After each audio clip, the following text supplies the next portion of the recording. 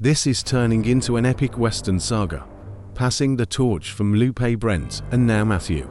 Each generation has its fight, and yours feels like a legend told by firelight under the desert stars. Here's your part 5, tightened into a powerful tale, while keeping all the wild drama you laid down. Part 5. The Rise of Matthew. Once upon a time in the West, a young man named Matthew rode across the desert. He had brown hair, a blue shirt, worn pants, and a dusty cowboy hat pulled low. A pistol rested at his side, and his horse carried him to an old, lonely cabin in the woods. Inside, the air was still. On the table lay a letter, beside the remains of a man who had died long ago. Matthew picked it up and read, "My name is Brent. I once protected this land with my friend Lupe. We fought bandits, kings, and killers, but now I am gone. If you find this letter, let the people know we fought to protect the town. Though the towns are gone, the fight must live on."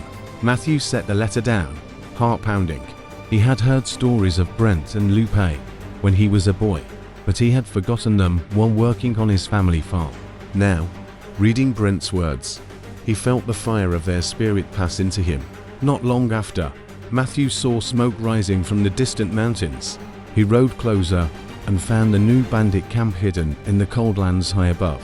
Their leader was Ricky, an old friend of Jeremy, the Phoenix King. Ricky had gathered the bandits, swearing revenge for Brent's killing of Jeremy, but Ricky didn't know Brent was already dead. He laughed by the fire, boasting, "The town will burn again.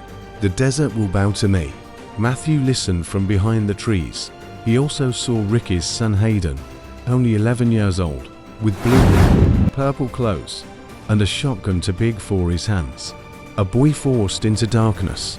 Matthew knew he had to act before Ricky struck the next town.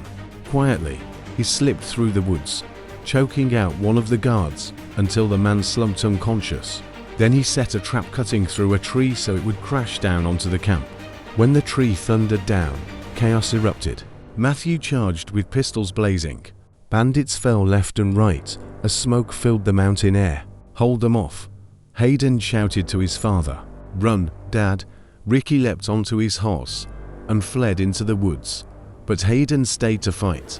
He rushed Matthew with his shotgun, but Matthew ducked aside and struck the boy with his fist. Hayden fell hard, dazed and bleeding.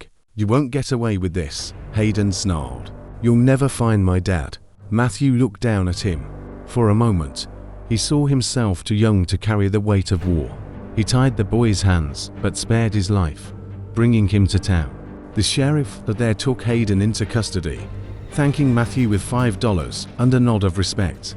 But Ricky wasn't finished. By nightfall, he rode back alone, hurling firebombs into the town. Flames licked at homes, and villagers screamed. Matthew sprang into action, dragging people from the blaze. At last, he caught Ricky himself, tackling him into the dirt. The two men fought in the glow of the burning village, fists, grit, and fury. Finally, Matthew ripped the shotgun from Ricky's hands and fired into his chest. The outlaw staggered, then fell silent. Ricky was dead. The townsfolk cheered, raising Matthew high. From that night forward, he was no longer just a farm boy. He was the new protector, the sheriff, who would carry Lupe and Brent's legacy forward. When the fire died and the sun rose, Matthew rode into the horizon. Another chapter of the desert's legend had been written, and the West had a new guardian. Do you want me to carry this into a part 6? Maybe where Hayden grows up in prison, escapes, and becomes the next outlaw king?